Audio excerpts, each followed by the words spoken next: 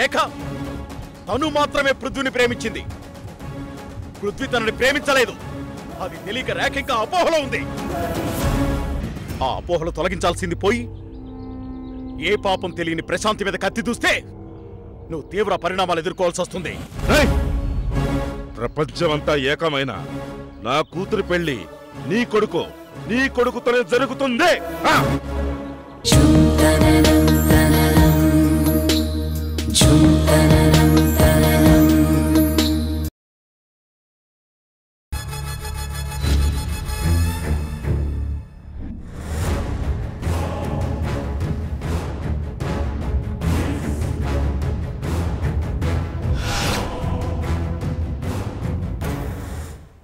ఏం జరిగింది డాడీ? ఏం లేదమ్మా. మరి అంకుల్ వచ్చి ఎందుకు గొడవ పడ్డారు?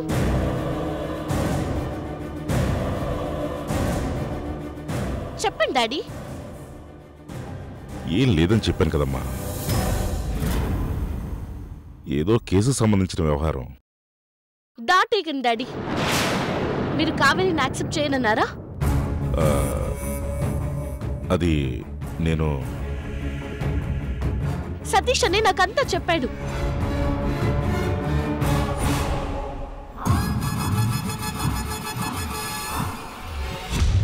ఎందుకు డాడీ ఇంత దారుణంగా ప్రవర్తిస్తున్నారు? నన్ను పృథ్వీ ఇష్టపడకపోతే కావేరిని అన్నయ్యని విడదీస్తారా?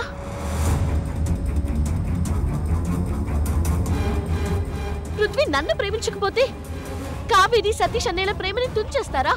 ఇది అన్యాయం డాడీ. రేఖా నీకు అర్థం కాదు. ఆపండి డాడీ.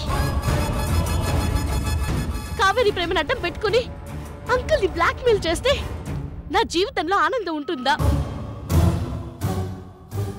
పృథ్వీతో నేను సంతోషంగా ఉంటానా? నేను పృథ్వీని ప్రేమించాను, కానీ పృథ్వీకి నేనంటే ఇష్టం లేదు. ఏమో 4 రోజులు పోతే నా మీద ఇష్టం ఏర్పడుతుందేమో, ఎవరికి తెలుసు. కాస్త వెయిట్ చేయాలి, ఓర్పు ఉండాలి. అది మర్చిపోయి నన్నిప్పుడే బలవంతంగా పృథ్వీకిచ్చి పెళ్లి చేయాలని కావేరి సతీష్ అనేల ప్రేమను వాడుకోవాలన్న ఆలోచన మీకెలా వచ్చింది? అంటే పృథ్వీ ప్రశాంతి ప్రేమించుకుంటున్న విషయం రేఖకి తెలియదన్నమాట. నచ్చలేదు డాడీ. మీరు చేసే ఏ పని నాకు నచ్చలేదు. మీ ఆవేశం, మీ మూర్ఖత్వం వల్ల అంకుల్ ఎంత బాధపడుంటారో. ఫ్యూచర్లో పృథ్వీ నన్ను యాక్సెప్ట్ చేసినా అంకుల్ ఒప్పుకుంటారా?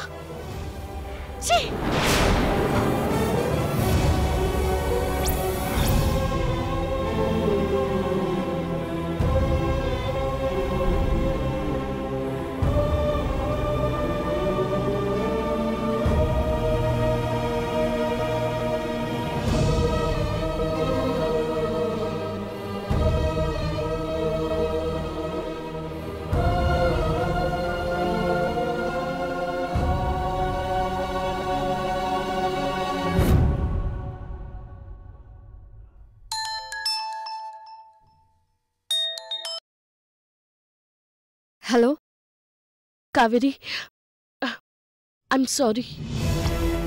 దేనికి రేఖ? మా డాడీ చేసింది 100% తప్పే. అలా చేసి ఉండకూడదు. ఆ ఆలోచన కూడా రాకూడదు. కానీ రేఖకి ప్రశాంతి గురించి తెలిసినట్టుంది. రేఖ, నీకు విషయం తెలిసిందా?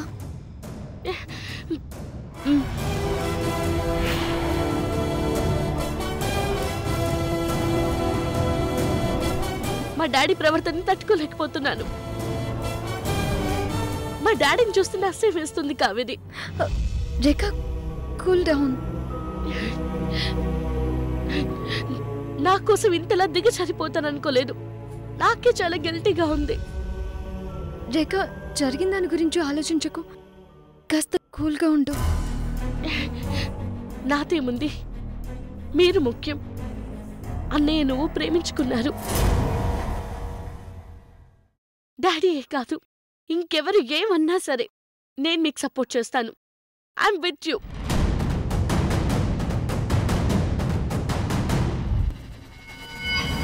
మా డాడీ ఒప్పుకున్నా ఒప్పుకోకున్నా సతీష్ అన్నయ్యతో నీ పెళ్లి జరుగుతుంది. అంటే నువ్వు చెప్తున్నది? సతీష్ అన్నయ్యతో నీ పెళ్లి జరగాలంటే పృథ్వీతో నా పెళ్లి జరగాలని మా డాడీ బ్లాక్మెయిల్ చేశారంటే కదా. ఎంత నీచం అది.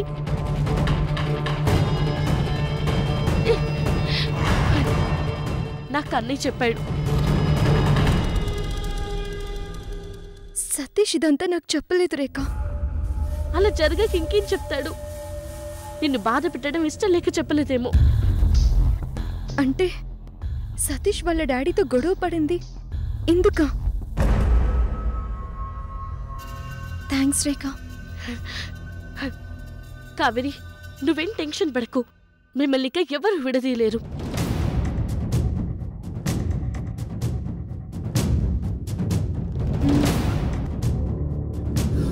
నువ్వు అప్సెట్ కావద్దు ప్లీజ్.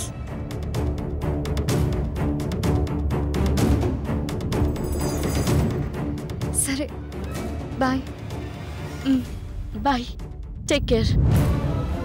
థ్యాంక్స్.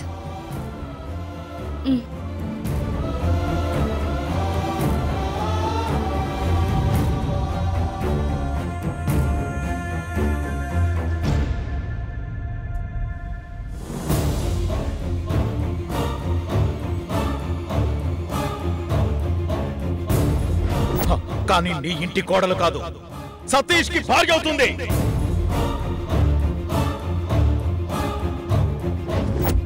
నీ కొడుకుని నీకు దూరం చేస్తా.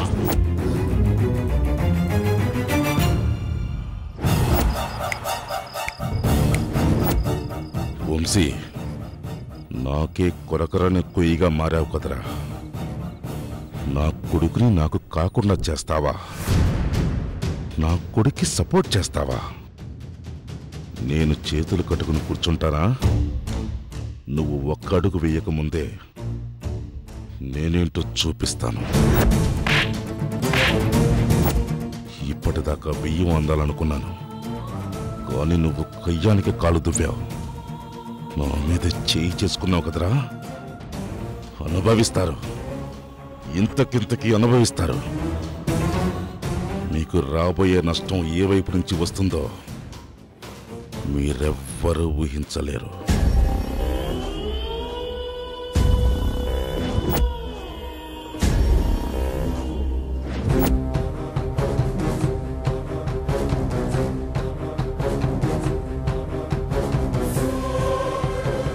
రేఖ రేఖ చాలా అప్సెట్ అయినట్టుంది. ఆవేశంలో నేనేదో తప్పు చేశానన్న భావనలో ఉంటుంది. రేఖ నన్ను అసహ్యించుకుంటే భరించలేను.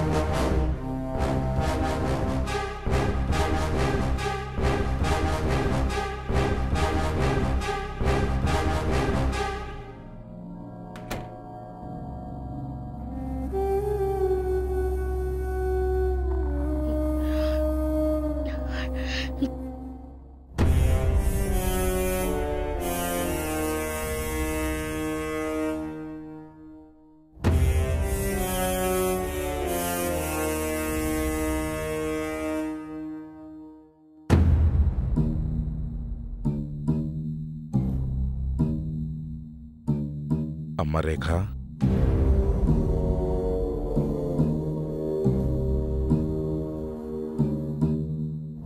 వద్దు డాడీ, నాకేం చెప్పొద్దు.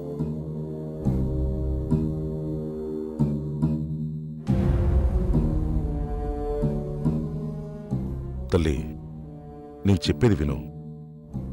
నేను కావాలని ఇదంతా చేయలేదమ్మా. నీకోసం, నీ ఆనందం కోసమే చేశాను. నా ఆనందం కోసం బ్లాక్మెయిల్ చేస్తారా? మీకు తప్పు అనిపించలేదా? రేఖ, అది బ్లాక్మెయిల్ కాదు, అనుమానం. నేనేం ఆవేశంతో చేసింది కాదు, ఆలోచించి చేశాను. పృథ్వీ నిన్ను ప్రేమించట్లేదు, కానీ నువ్వు పృథ్వీని ప్రేమిస్తున్నావు. రేపు ఇప్పుడైనా పృథ్వీకి నీ మీద ఇష్టం కలగొచ్చని నువ్వు నమ్ముతున్నావు. నన్ను వెయిట్ చేయమంటున్నావు. కానీ ఆలోగా పృథ్వీ లైఫ్లోకి ఎవరైనా వస్తే, పృథ్వీ ఇంకెవరైనా ఇష్టపడితే నువ్వు తట్టుకోగలవా? అది ఊహించగలవమ్మా?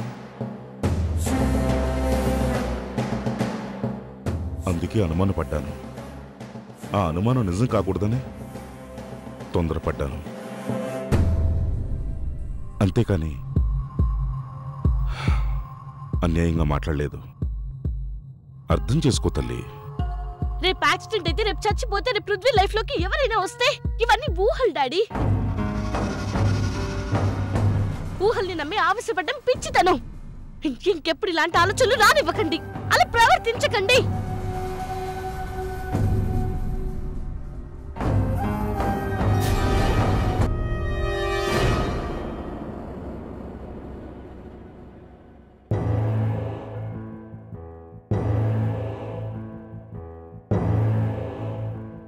నిన్నటిదాకా ఈ అమ్మమ్మ అన్నం కలిపి ముద్ద పెడితే తప్ప తినేది కాదు. అలాంటి కావేరి మాట్లాడుతుంటే చాలా ఎదిగిందనిపిస్తుంది. అవును బావా, మేం మీతో ఏదైనా విషయం మాట్లాడాలంటే వెనక ముందు ఆలోచించి మాట్లాడతాం. కానీ నా మనవరలి ధైర్యం చూస్తుంటే తను మన కావేరినేనా అనిపిస్తోంది. ఏ హరిత? నాకిప్పటికీ ఆశ్చర్యంగానే ఉంది స్వప్న. కళ్లల్లో భయం ఉన్నా గుండెల్లో చాలా ధైర్యం ఉంది కావేరికి. వినడమే నా వంతైంది స్వప్న. దాన్ని ధైర్యము ఎదగడం అనరు, ఎదిరించడం అంటారు. అరే, పెద్దవాళ్ళు ఓ విషయాన్ని చెప్తున్నారంటే ఎన్ని ఆలోచిస్తారు, ఎందుకు చెప్తారని అర్థం కాదా? హరీష్, నీకు కావేరిలో ఎదిరించటం మాత్రమే కనపడింది. నాకు మాత్రం నిజాయితీ కనిపించింది. అదేంటన్నయ్య అలా అంటావు? ప్రేమించానని చెప్పడంలో నిజాయితీ ఉంటే సరిపోతుందా? ప్రేమించబడ్డ ఆ వ్యక్తి కుటుంబానికి నిజాయితీ ఉండక్కర్లేదా? హరీష్, ఇప్పుడు ఎందుకు ఆవేశపడటం? కావేరికి చెప్పాల్సింది చెప్పాం. తనకు కాస్త సమయం ఇవ్వాలి కదా. సమయమే ఇస్తారా, లేక అన్నీ ఓకే అనుకుని ఆ ధ్రువ ఇంటికెళ్ళి తాంబూలాలు ఇస్తారా అన్నయ్య? తాంబూలాలు ఇవ్వడం ఎందుకు? కావేరి నిర్ణయం మీద వదిలేశారు కదా. తనకు కావలసిన నిర్ణయం తీసుకుంటే రిజిస్టర్ మ్యారేజ్ కూడా చేయొచ్చు. ఏమో, మీకు నచ్చే నిర్ణయమే తీసుకుంటుందేమో, మనకు తెలియదుగా. నిర్ణయం ఏమిటన్నది ముఖ్యం కాదు స్వప్న. తనకంటూ ఓ మనసుంది. ఆ మనసును అర్థం చేసుకోవాలి. తన మాటని గౌరవించాలి. మంచేదో చెడేదో కావేరికి క్లారిటీ ఉంది. అంటే మీరంతా సుముఖంగా ఉన్నట్టే కదా అన్నయ్య? హరీష్, మనం కాదు సుముఖంగా ఉండాల్సింది. కావేరి నమ్మకానికి, కావేరి చెప్పిన దానికి సతీష్ సుముఖంగా ఉండాలి.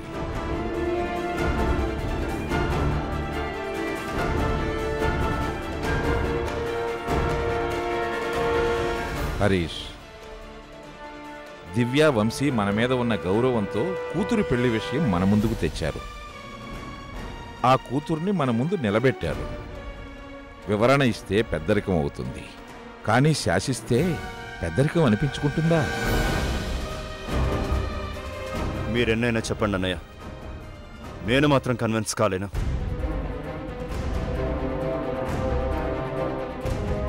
కావేరిని ఆ ధ్రువ కోడల్ని చేసి ఆ ఊబిలోకి దించుతామంటే నా మనసు ఒప్పుకోవట్లేదు. నేను వస్తాను వదినా. భోంచేసి వెళ్ళు హరీష్. వద్దు, నా కడుపు నిండిపోయింది.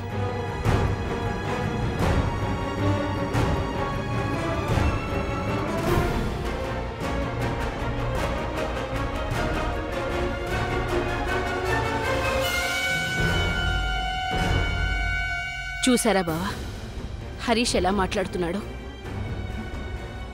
వాడిది ఏముందిలే స్వప్న, వాడి అలక తేలిపోయే మబ్బు లాంటిది. కానీ కావేరి గురించే నా ఆందోళన.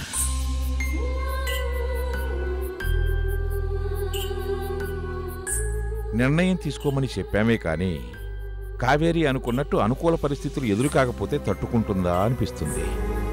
ఆందోళన కేవలం కావేరి గురించే కాదు బావా, ప్రశాంతి గురించి కూడా.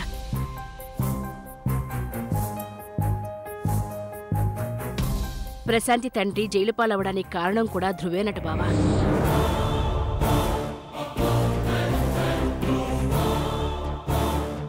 ధ్రువ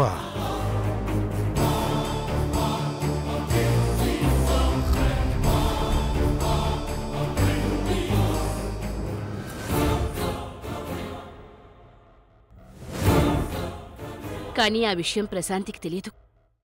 తెలిస్తే ఎలా రియాక్ట్ అవుతుందో. ఆ అమ్మాయికి మాటిచ్చాను, దోషుల్ని పట్టుకుంటాను అని. మాట నిలబెట్టుకుంటాను. తన కన్నీళ్లకు కారణమైన వాడు ధ్రువైనా సరే ఇంకెవరైనా సరే వదిలిపెట్టాను.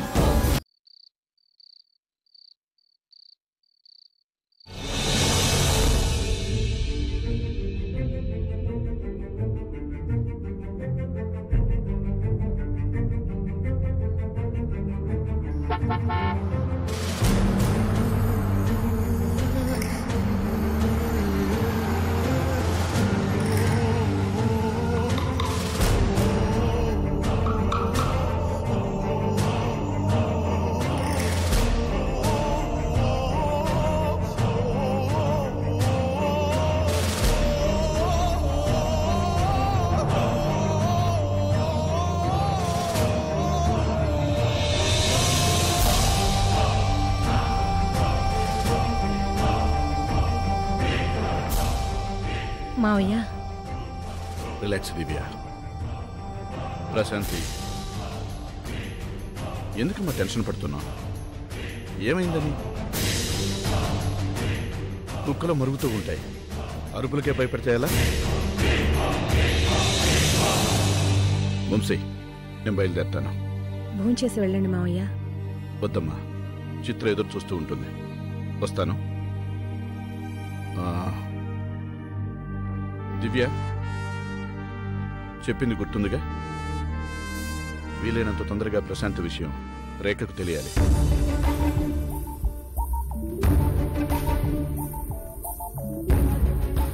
ఆ విషయం రేఖకు నువ్వే చెప్పాలి.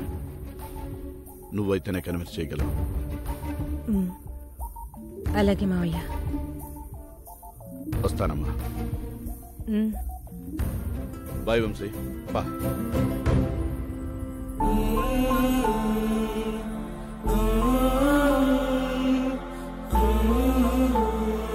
Good night Divya. Good night మావయ్య. Good night. Good night Vamshi. వస్తాను.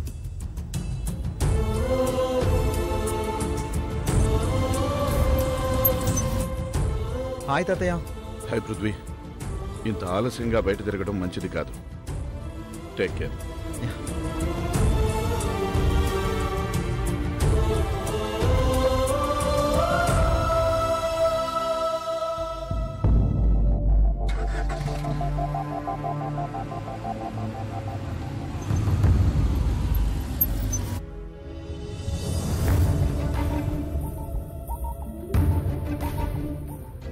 హాయ్ డాడ్, భోంచేశారా? లేదురా. ఏంటి అలా ఉన్నారు? ఏం లేదురా, నథింగ్. పద.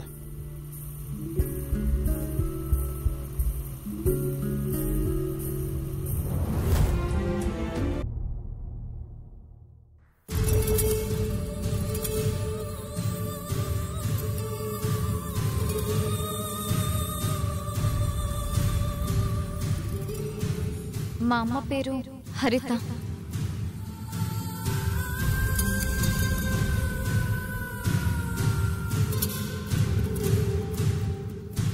మా నాన్నగారు రిటైర్డ్ ప్రొఫెసర్ ఇన్ ఆర్కియాలజీ.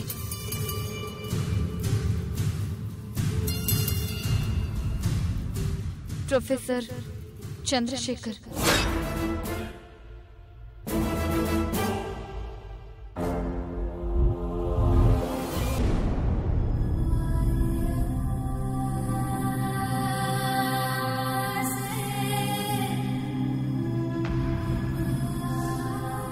ఆ ధ్రువ గురించి ఆలోచిస్తేనే అసహ్యం వేస్తుంది.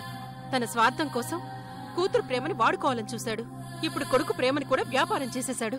ఛా! ఆశ మనిషిని ఎంతకైనా దిగజారుస్తుంది చిత్ర. మనిషిలో ఆశ ఉన్నంతకాలం స్వార్థం పడగ విప్పుతూనే ఉంటుంది.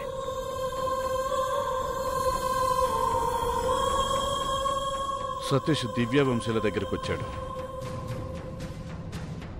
కావేరిని ప్రేమిస్తున్నానని నిర్భయంగా చెప్పాడు. అది నాకు నచ్చింది. అంటే కావేరిని సతీష్కిచ్చి పెళ్లి చేస్తారా? అదంత ఈజీ కాదు, అలా అని కష్టమూ కాదు. కానీ సతీష్ కావేరిని పెళ్లి చేసుకోవాలంటే కొన్ని కండిషన్స్కి ఒప్పుకోవాలి. సతీష్ ఇప్పుడు ధ్రువకు దూరంగా ఉంటున్నాడు, కానీ అది ఇప్పుడు శాశ్వతం కావాలి. ఎందుకంటే ధ్రువ రాక్షస కూపంలోకి కావేరి వెళ్ళకూడదు, మనం పంపం కూడా. కాబట్టి ధ్రువతో, అతని ఆస్తి అంతస్తు అన్నిటితో సతీష్ సంబంధాన్ని తెంచుకోవాలి.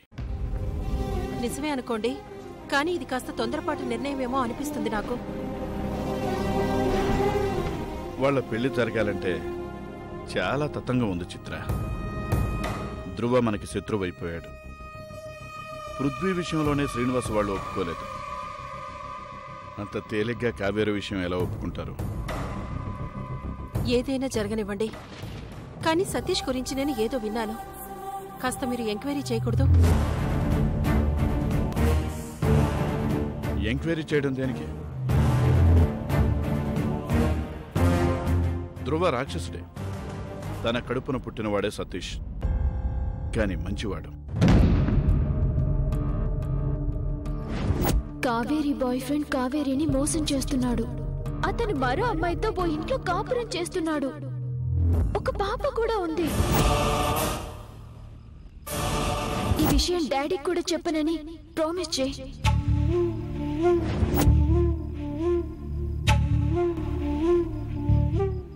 సతీష్ ధ్రువ రక్తం పంచుకున్నాడే కాని ధ్రువ ఆలోచనల్ని పంచుకోలేదు.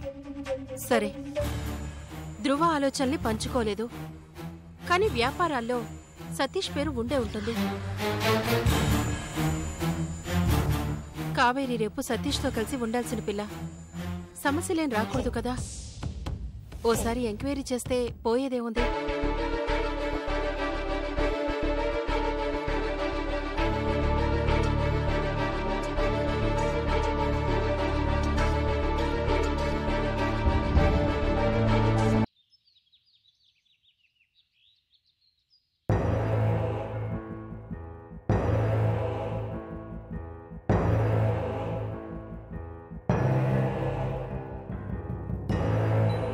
వంశీ, కాఫీ.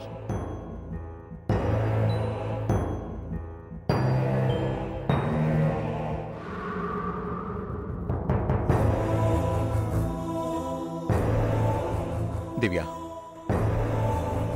నువ్వు కొన్నాళ్ళు ఆఫీస్ నుండి త్వరగా వచ్చాయి. పిల్లల్ని కాలేజ్ నుంచి పికప్ చేసుకో. నాకు క్లయింట్స్, కోర్టు తప్పవు. టైంకి నేను రాలేకపోవచ్చు. ఏం వంశీ? కావేరి, శ్రీనివాస్ తాతయ్య వాళ్ళ ఇంటికి వెళ్ళావుగా, ఏమన్నారు? ఏమంటారు?